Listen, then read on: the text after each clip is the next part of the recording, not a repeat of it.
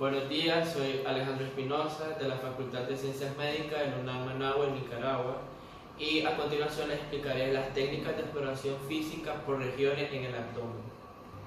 Antes de realizar las técnicas de exploración física, debemos de tener en cuenta la posición del paciente, como en este caso el decúbito dorsal, y también el consentimiento del mismo para realizar tales técnicas, para así respetar su pudor. En este caso le preguntamos si está de acuerdo en que realicemos las técnicas de exploración. Sí. De acuerdo a la respuesta del paciente, proseguimos a la realización. Primeramente lo que vamos a hacer es explorar el hígado. Como el hígado está protegido por la caja torácica en su mayor parte, entonces en algunas ocasiones su exploración física directa es difícil. Sin embargo, para poder estimar su tamaño y forma lo podemos realizar mediante las técnicas de percusión y palpación. En este caso, la percusión. La percusión la realizamos con la técnica de Gerhardt o técnica dígito-digital, donde utilizamos el dedo flexímetro y el dedo flexor. Esta técnica nos permite medir la extensión de matriz hepática de manera vertical, tomando como referencia la línea media clavicular. También podemos realizarlo tomando como referencia la línea media external y la línea axilar anterior. En este caso lo realizaremos mediante la línea media clavicular. Primeramente lo que debemos de localizar es la línea media clavicular para así al momento de analizar la matriz hepática no tengamos medida imprecisa. Luego empezamos a percutir de una forma leve a moderada. No lo podemos percutir de forma muy fuerte porque podemos subestimar el tamaño del hígado. Entonces, primeramente percutir para localizar e identificar el borde inferior de matriz hepática. Percutimos desde una zona por debajo del ombligo en el cuadrante inferior derecho. Y percutimos hacia arriba en dirección hacia el hígado hasta poder encontrar la zona de matriz hepática. Ya distinguido el borde inferior de matriz hepática, proseguimos a identificar el borde superior. El borde superior tomamos como referencia la línea del pezón. Entonces, en este caso, percutimos desde arriba hacia abajo, desde una zona de mayor resonancia pulmonar hasta poder distinguir la zona de matriz hepática. Ya distinguido la zona de matriz hepática en su borde superior, entonces por último lo que hacemos es medir la distancia en centímetros entre esos dos puntos y ya obtenemos la dimensión de la matriz hepática, tomando como referencia la línea media clavicular del cuerpo. Si en la técnica de percusión podemos identificar un aumento de tamaño del hígado por medio de un aumento de la extensión de la matriz hepática, entonces por medio de la técnica de palpación rectificamos tal aumento del hígado. En este caso utilizamos dos técnicas de palpación: la técnica de Schauffer o también denominada técnica de peloteo y la técnica de Matthew o también denominada técnica del gancho. En la primera técnica, esta técnica consiste en que primeramente colocamos nuestra mano izquierda por debajo del paciente, paralelo y sosteniendo la 11ª y 12ª costilla en la zona lumbar derecha. Luego de eso colocamos nuestra mano derecha en la región derecha del abdomen, lateral al músculo recto del abdomen en el cuadrante superior derecho.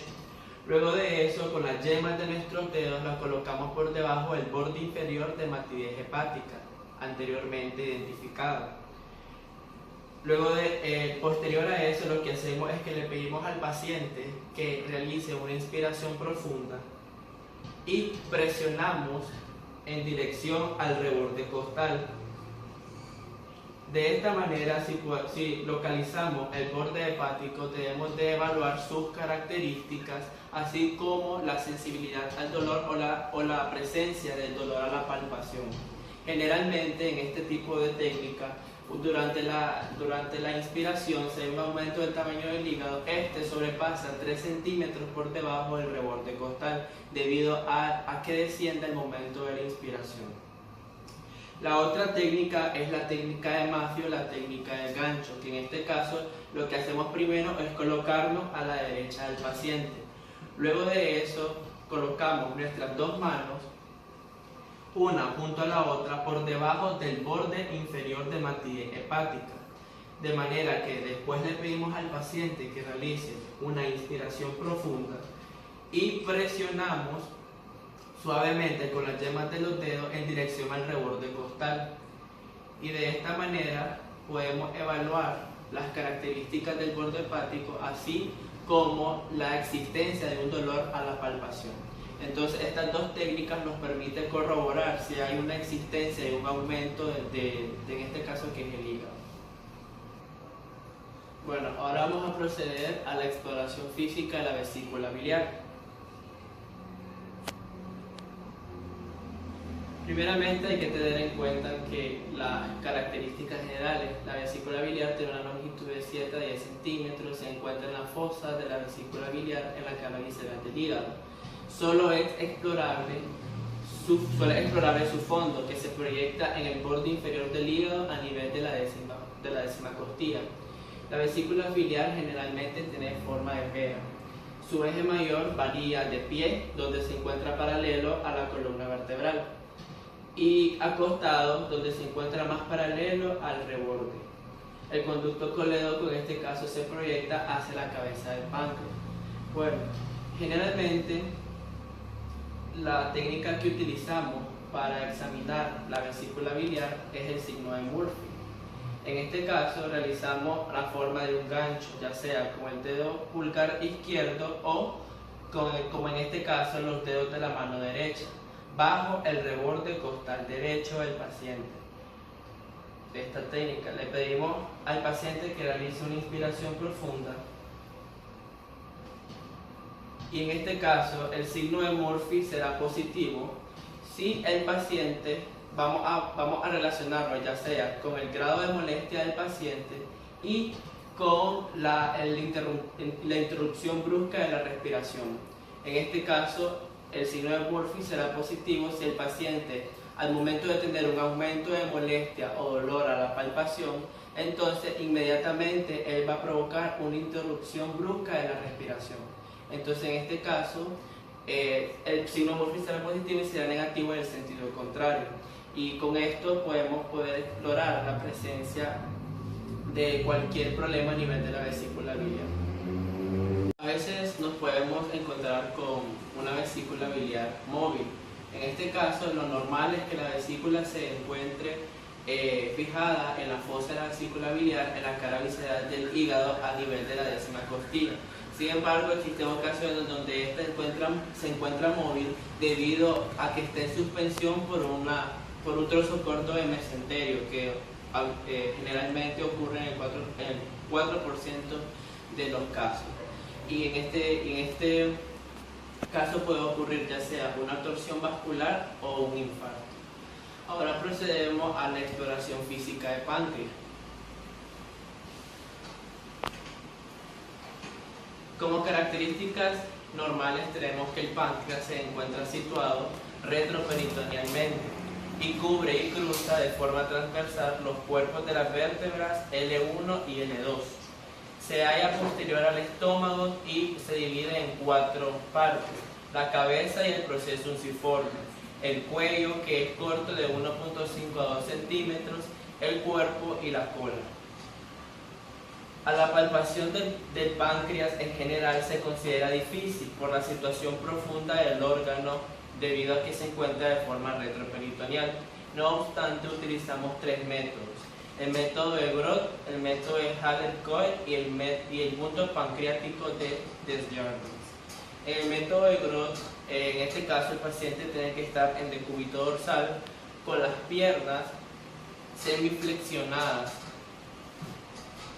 y debajo de la región lumbar colocar una almohadilla para provocar lordosis y con la intención de acercar el páncreas a la pared anterior y se relaje la musculatura. Luego, con la mano derecha del explorador, lo colocamos sobre el borde externo del músculo recto anterior En este caso lo rechaza hacia la línea media, permitiendo explorar el páncreas en la profundidad a nivel de su cruce con la aorta abdominal y la columna vertebral. Realizamos una ligera palpación y aquí estamos realizando el método de Broad.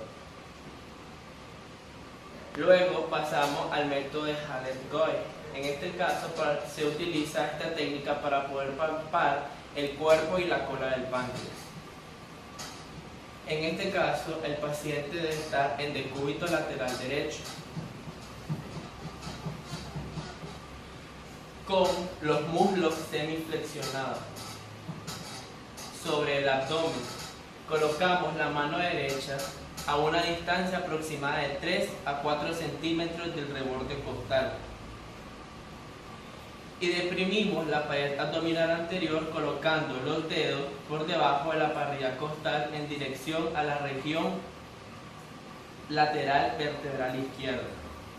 Levantamos la base de la mano y se hunden los dedos en la profundidad por encima de la región del estómago que es rechazada a la derecha.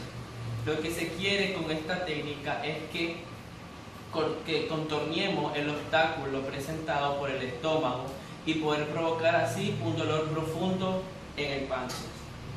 Y el último, que es el punto pancreático de Desjardins, que en este caso a 6 centímetros del ombligo sobre una línea que une esta con la línea axilar derecha, correspondiente al conducto de Wilson en su desembocadura duodenal. En este caso hay un aumento del volumen del páncreas solo en casos que hace contacto con la pared anterior y se puedan obtener síndromes u objetivos, como que en el momento de la inspección hay abombamientos en la región epigástrica o quiste en la cabeza del páncreas, y en el momento de la palpación hay sensación firme o dura, como en los casos de tumores, y no hay evidencias de percusión y auscultación.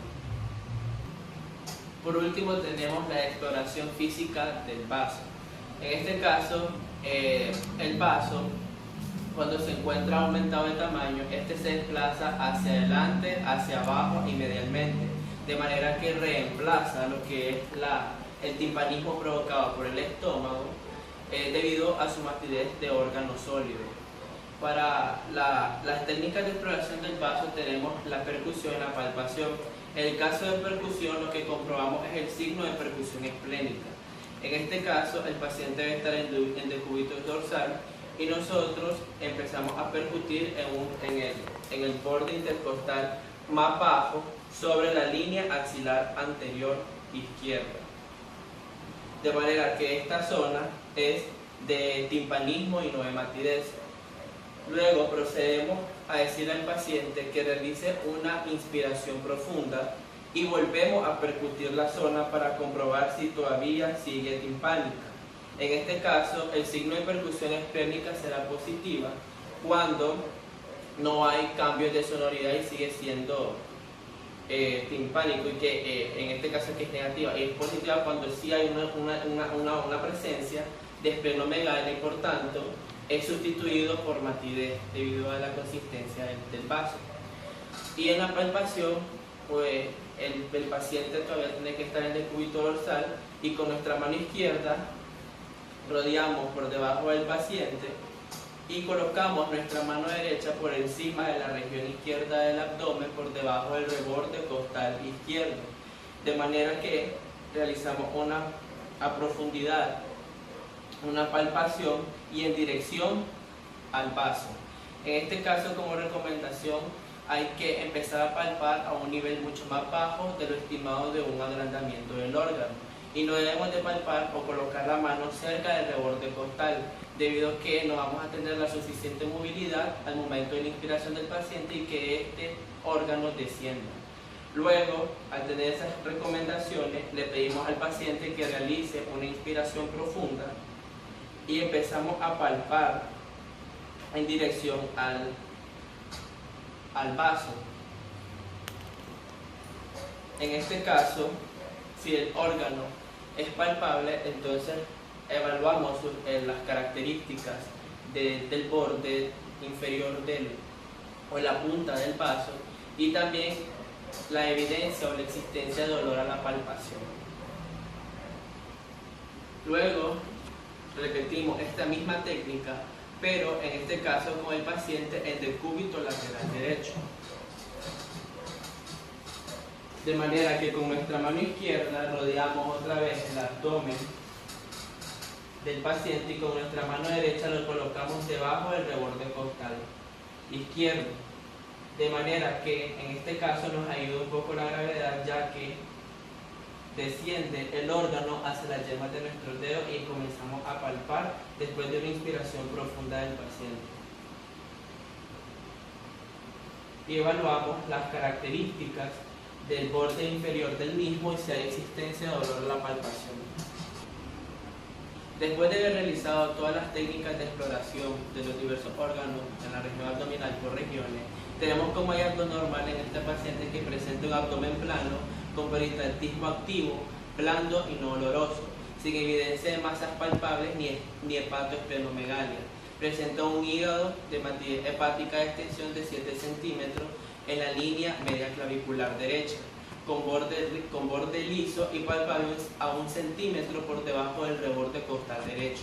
No se palpa el vaso ni los riñones y sin evidencia de dolor a la palpación y en el ángulo costovertebral. Espero que les haya gustado.